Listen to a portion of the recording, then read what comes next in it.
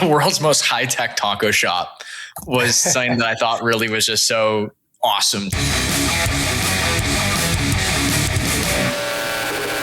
What do you think the advantage is of adopting and becoming the most tech sophisticated, the most high-tech taco shop around? Yeah, no, we joke about it because, we're in San Diego, so there's just hundreds of taco shops. It's like, yeah.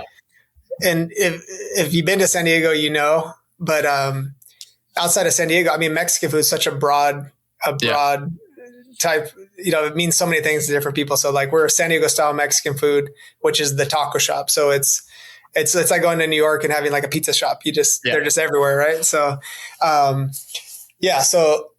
but with that, there's like a cultural side to it. Typically a lot of them mom and pop shops. And then across the board, the food's relatively the same. And, that real like homemade style quality food, but we serve it in drive-throughs, counter service. So, from the counter forward, a lot of it looks the same, but when you start digging into like the back of the house, like that's, I just said it like jokingly, like high tech taco shop, because there's so much technology that we've been adding over the years and we keep iterating on. So yeah, when we say like a high tech taco shop, it's, keeping like that, with our roots, the old school taco shop, going back, I'm third generation. So, but also like adapting all these new technologies to really, make it better for our staff and ultimately for our customers. So it definitely, it just allows us to keep evolving with the times that ultimately just better serve our customers and our team. Yeah. It's funny because I think what's so unique about restaurants is a lot of the times everything around the food takes a step forward. And a lot of the times the food itself might stay quite similar, right? Over a very long period of time. People want that.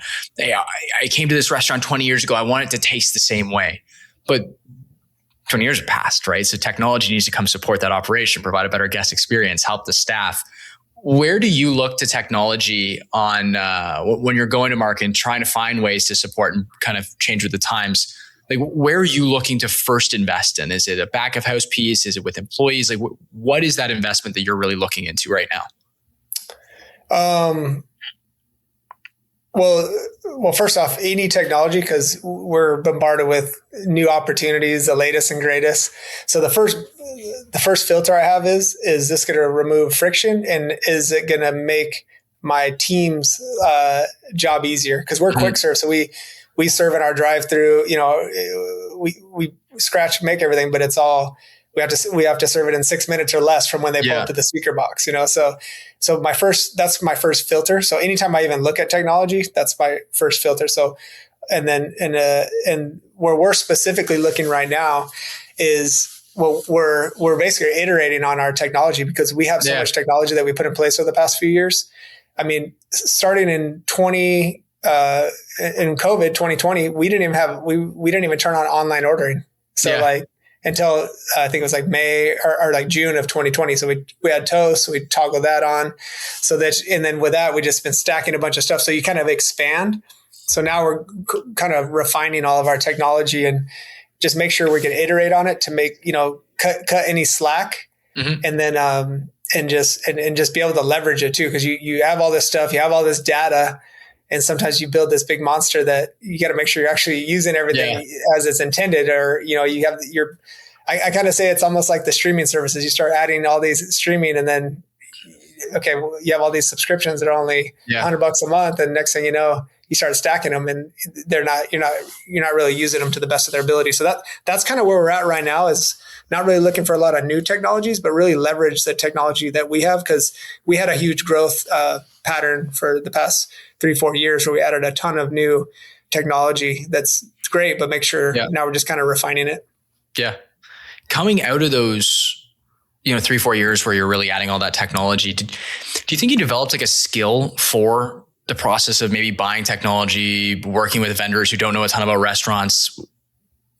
Was there a acquisition of like, hey, now I know how to go to market?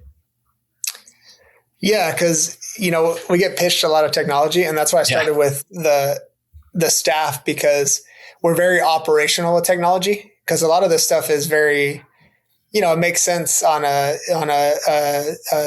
presentation, but when you're actually boots on the grounds in the kitchen on the front line and actually using it, is this going to actually work? And then sometimes you implement it and then you get onboarded and then there's a drop off. So, but it's where we've won at is we've been able to keep iterating operationally. So we have a good understanding of, it's good to implement technology, but to keep evolving it and actually make it operational. Cause I think that's where there's a huge void is you get the tech and then it's like getting a Ferrari, but not knowing how to drive it. Right.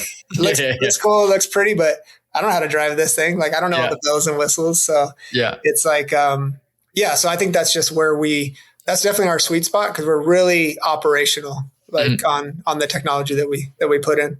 Definitely. It's funny. Like I speak with restaurants quite frequently, obviously with what it is that we do outside of this podcast. And, it's amazing how many empty promises tech companies have made to restaurants. And maybe that's worked in other industries, but with an operator who's going to be using this day in and day out, right, with razor thin profit margins, where this needs to work the way that it's supposed to, there can be a bit of a disconnect, right? At least I've seen that be the case with other operators I've worked with in the past. I'm curious, like a lot of the groups that we work with have tried to figure out some sort of vetting process. Let's say maybe it's start with a 1-unit trial or anything like that. Like, are you someone who likes to dive in head first and, hey, we're going to figure out as much as possible, as quick as possible, rip and replace if need be? Or is it more like dip the toe in the water and then move from there? So I've done both. so in both, so I think going forward, definitely trial. And then, cause, I'm thinking of a couple of technologies right now, so I've done both and it kind of all worked out. So especially being in the restaurant business, if you try to fully analyze everything, it's like, you got to say, hey, do I have this thing figured it out 70% and I feel comfortable with it? All right, let's roll with it. Cause we know we're going to change anyway. Yeah. But if I feel like comfortable, like 70%, we know it's going to change anyway. So even if you felt 100%, well, that's going to change anyway. So I like to say, like, if I have about, and then it's trust but verify, like, hey, God, this sounds good on the surface, like theoretically. Okay, so now let's do some modeling. Let's run some numbers to it, and then do some piloting, and then setting those expectations up front is good too. Especially now that we're further down the line. Like, I'm probably less likely to jump into things. I definitely. Because it can sound like the latest and greatest, but I've had enough experience with technologies. But But that being said, we've had some great technologies that we've had we've been with Toast since 2017, and we started with one pilot store, and then we had our non-drive-throughs, and then we rolled that out. So it's been an evolution, but so we've done both. Gotcha. Yeah, there doesn't seem to be like a clear-cut, perfect world solution. I think one thing that we found that's the most important, you alluded to, is managing expectations, right? Like, what are we trying to achieve here? I've seen a lot of groups say, okay, we want to do a pilot because we did a pilot before, but pilot works really well, let's say with like a POS system where you can, you can really isolate this and see how this works. And we could say, okay, it worked here with 1 unit. We can go to 5 units and we can kind of scale it and we'll see how that scales. But, with other products, maybe some certain financial products, you almost want to try it all at once so that you can see, because that's really where the effect is. And ultimately coming back to what you said, like, it's got to make sense for the staff. And I think tying this to real world examples and real world outcomes is the important. It's really easy to get excited in a boardroom and you're showing a presentation and this new dashboard looks exciting, but it's like, do I actually need that? Right? Like, is that actually going to create any sort of outcome? Yeah. I certainly have fallen victim to that, definitely in sales pitches of products that I've looked into. So, but anyways, changing gears a little bit. I think like 2026 has a lot of really exciting things coming, whether it be restaurant industry or just high level in AI and stuff like that. And I'm curious for you, like, is there any big exciting trend? Doesn't have to necessarily be technology that for someone like yourself in the QSR space, like that you're really getting quite excited about? Obviously AI with all the, from a marketing standpoint. Oh, interesting. We have, and how we could use it. 'Cause you mentioned like full rollouts is sometimes you need that data to actually compare and contrast. So with us, like, I'm excited to see, within some of our technologies, they're just more AI that'll give a lot of insight, because we've already done the adoption. So now we're kind of in the activation phase on a lot of our technologies. Like, okay, we rolled this out. We got to adopt, like our rewards program, for example. Like, we have great adoption. We have good bunch of people using it, but how can we actually leverage it to give better value to our customers too? Because if you manually do these things, it's just trial and error. But if you use AI, it actually gives better insights and better value to the customer. So if somebody's a single, they come in by themselves all the time individually, and they're just getting a breakfast burrito every day, like, well, you're not going to want to pitch them a deal that's like a family meal or a discount on $30 order. On the flip side, there might not be a lot of value, for the group diner. So just little stuff like that, and giving them, so I'm just mainly like AI and how we could use it to just be more intuitive on all the data that we've been aggregating over these years. And apologies. I just cut you off there a little bit. That's interesting to me. It sounds like a blend of a couple of answers I've heard a lot of, and I want to dig into this a little bit more. Is AI something that you're looking to, offload work onto that someone else you should do? Or is it more like, I've always wanted to achieve this certain outcome, but maybe I didn't have the skills or the personnel to do so? Like, which more do you think you fall into in those two camps?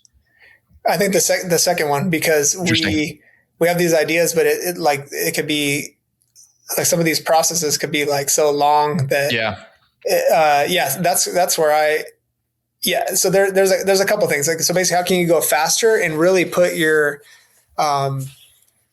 it's just going to save time and focus too, and really getting our people to give the value where they provide the most value, and not basically guessing in a lot of ways too. So it's an acquisition of skill tool then. Yeah. And it's going to help us organize a lot of the great things that we're always doing. So I think it just gives a bigger leverage. Sweet. It's kind of what I'm thinking. Yeah. I mean, I think there's no right or wrong answer, right? It's kind of just about like, how are you able to apply it? I think the best operators I've looked at have kind of all brought it back to the same outcome, which is kind of what you brought up, let's say with the loyalty piece, which would be like guest experience. How can we use technology, use AI to end up with a better guest experience? And it's kind of funny because restaurants, and I've said this a million times, it's an environment where you wouldn't necessarily think from the outside that AI would be really present, because you go to a restaurant to talk to humans, right? You go to a restaurant to experience hospitality. It doesn't matter if you're going through a drive-through or it's a Michelin star dinner. There's a human element involved. And I think that's what people crave about restaurants.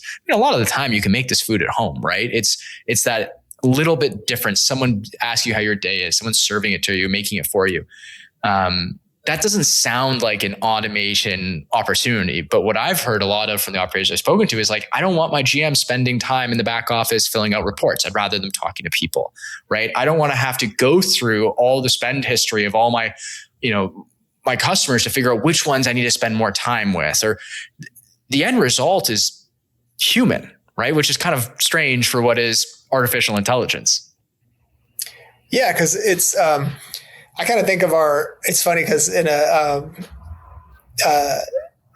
our business, we do all these planning, all this data, and basically you're just stacking like levels of support. So we're the foundation, and then you have your operations team, everyone's stacking, but really there's only one touch point. It's with the customer and my cashier at the end of the day, or the cook, because they're ordering online, they pick up their food and go. So if those two people are not their best, nothing else matters. So how can we make sure that where we do need the human element, which we do, hospitality, you need the human element. That's not going away.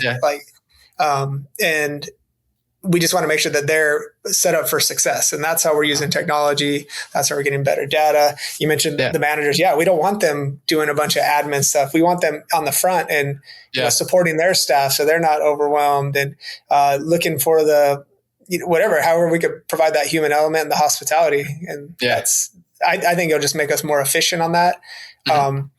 And just make better decisions as a business. Yeah. So. It brings a level of consistency, and that consistency makes prediction, and prediction makes better improvements, I think, is the way that I look at things. Yep. Now, I'm also really interested, like, looking at your guys' units right now, 16 units, and maybe looking to growth as you guys try to continue to grow this brand. What are those like? What are the core learnings that you've brought in to say, okay, as we go into a new unit and build everything out, what are those fundamental skills that you've learned through your career so far that you're implementing into your growth? Is it particularly on the labor side of things? Is it site management? Like, what are those big pillars for you that you're trying to emulate as you grow? So one thing that I've learned is, obviously the restaurant, it's a volume, it's a volume business. So looking at our different stores, we have different levels of volume. So just understanding volume and how that correlates, from straight down to the P&L, like what that looks like. Understanding P&Ls. I look at the P&Ls between my different stores, and they vary between volume. So we have some very high volume stores. We have 24-hour drive-throughs, and then we have small locations that have limited hours that are in. We have one location that's in a gas station, so limited hours. So just understanding that how volume works, and then also with that, leveraging different line items on the P&L, because it all lands on the P&L. So yes.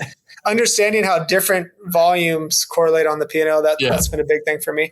So looking forward, it's interesting, like understanding what drives volume, because in our world, like go back to when Sombrero started. We opened in 1984. It was you had two dining options. It was for here to go. Yeah. So now we look at our dining options, and people interact with us all different ways. We have 3 different buckets. We have on-premise, off-premise, and catering, right? So on-premises, you could either, meaning they actually come to the store and they physically interact with our staff to receive their order. Obviously, off-premise, they either order from us directly or third-party delivery, so they never even come to our premise. Yeah. So those are like, and then obviously the catering. So those are the 3 buckets. But even within there's just different channels of how people interact. So understanding that too, because that's just a level of complexity. So, so understanding volume, and then kind of how the volume filters out between what we call our different dining options, So, so it's just understanding like really where the flow, all the channels of orders come in. So everything ends up on the P&L. Yep. Everything's, it's all there. What do you think is like, I don't know, like the most like unique indicator of volume? Like, is there any like really just bizarre thing that someone might not think of, being like, oh, when this is present, we see this outcome? Yeah. It's all a number. Like you mentioned, everything ends up on a P&L, and then everything else is just it's a numbers game. It's the demographics. It's, we have some outliers. We have a couple stores that are, it's just history favors us. We have like, so it's brand trust. But ultimately, like looking forward to like new locations, there's some pretty good indicators you can look at with, that give you, especially we have multiple locations, so we could we could do some good comparisons to get some pretty good predictable locations. But is it really quite consistent coming down to a numbers game on things? Like, is there no kind of qualitative factors? I know I used to work at this restaurant that was just down the street from where the Toronto Maple Leafs played. Right. And if they played a late game, no one would ever show up. They play a normal game. Yeah, you get kind of busy. If they play against one of their rivals, we're going to be slammed all night. Right. If you don't know a ton about hockey, you don't know necessarily which ones are going to be the games that are going to staff what. But that was like one of those like qualitative impact moments where it's like, okay, they're playing the Boston Bruins tonight at 7 p.m. on a Saturday. We are going to get absolutely shredded for 4 hours now. Yeah, no, we get that. Like, it depends on the location. There's definitely some qualitative elements. You have locations that are more in like neighborhoods, other locations that are in commercial areas. So, and then within that, we have some locations that are turning over the neighborhoods. They're going from commercial to residential. So that we have a couple locations that are in that kind of flux right now. So it's interesting to see how that pans out. So so a little bit of both, but you gotta. Yeah, we're constantly figuring it out. Just when you think you got to figure it out, there's always something changes. So When I think about like the QSR space, I think a lot about like a challenge that people face a lot of times can be staffing, right? And I've heard a lot right now of supporting staff and, investing in things that ultimately help your staff and asking them whether or not this probably does work. Talk to me a little bit about like the investment that you guys make into staff and how that maybe creates an outcome on the financial P&L and where you've seen that. Well, part of technology is investing in our staff. It's the employee value proposition. So part of it's just work design. People want to come in, have clear expectations, have a fluid, they come in, we want them to have a winning shift, right? So that's on us. We got to make sure we structure it. They have the proper level of staff so they're not overwhelmed, so they can actually give good service.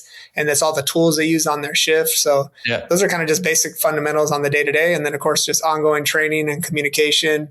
We just have a bunch of, kind of formal benefits. And then we even have some informal benefits. We're a family business, so we're very accessible to our staff. Like we support them in they'll be just random ways. So we run like a family. Some of our employees have been with it. We have one employee that's been with us over 40 years. Really?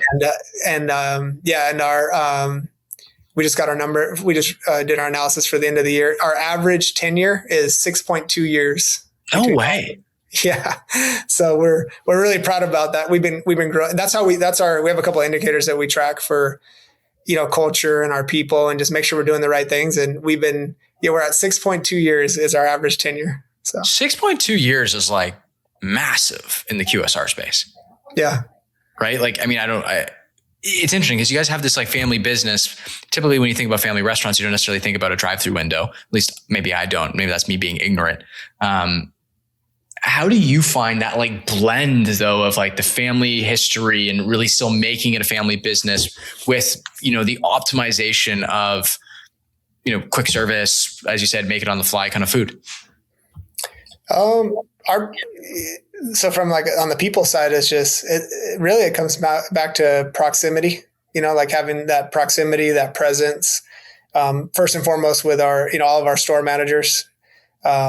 We have regular, meetings with them. And, a lot of times we talk about the same thing, but guess what? You need to harp on the same things to make it goes back to consistency. Yeah. So that's a big thing that we do. We have a few key pillars that we just have that consistent communication. Again, we're accessible. It's really just proximity and building relationships. It starts first and foremost, your first customer is your employees. So really having your finger on the pulse too, and making sure that, again, there's the quantitative things and the qualitative things. Like you're dealing with people. So all my managers, none of them are the same. They're all a little different, and it's great. We have a great team. They're all awesome, but they're all a little different, and we work with them differently, and they all have their strengths. And but it's having that just team proximity. We gather all our store managers. We have a meeting every month. We every month we have our meeting, and then once a quarter we actually meet in person. We do like a bigger kind of leadership breakfast, and so just having that proximity and just doing it consistently over and over again. And and because even my Javier Senior, our founder, will do these meetings. Hey, I feel like we talk about the same thing, and I'm like, hey, guess what? It works. it works, and guess what? We're in the same business, so we're gonna have the same things to talk about and sharpen up and reaffirm, and that's what wins, is just doing the same thing over and over again. So Well, to your point in consistency, like consistency creates consistent outcomes, right? And if you can tweak those outcomes, make them more efficient, and then bring them back to consistency, you're just able to continue to grow. Javier, thank you so much for taking the time to chat with me about this. This was really quite insightful, and I really appreciate the conversation. As I had mentioned earlier, before we got onto this, I'd love for you to kind of, at this point, maybe share a little bit about who you are, right? Tell me a little bit about your background. Yeah. So I'm Javier Correa. I'm the CEO for Sombrero Mexican Food. Sombrero Mexican Food, we're a third generation Mexican food business. Started by my grandparents, and then my dad, Javier Senior, he reopened it as the quick serve counter service that it is today back in 1984. So coming up this year, we'll be celebrating 42 years. But personally, I've been in the business since I was 10 years old. I mean, I grew up in the business, but I've been working in the restaurant since I was 10 years old. And as a teenager, I took on a management role and just kept learning the business and really evolved that into going from a mom and pop to more of just a true business with systems, and we just been evolving from there. We have a pretty lean admin team, so a lot of mainly family on the admin team, and then we have a bunch of longtime employees that have been with us, and they're pretty much our second family because they've been with us so long. But yeah. And then Sombrero, we serve San Diego style Mexican food. So we have stores with drive-throughs, our counter service, and then we have 14 locations in San Diego, and then we're just outside in a couple surrounding areas in Southern California. That's awesome. World's most high-tech taco shop. High-tech taco shop and world famous taco shop because Blink-182 sings about us. That's right. That's right. So no, that's world famous high-tech taco shop. I love it. Well, Javier, thank you so much for taking the time to chat. We'll chat soon. Thank you. Awesome. Thanks for having me.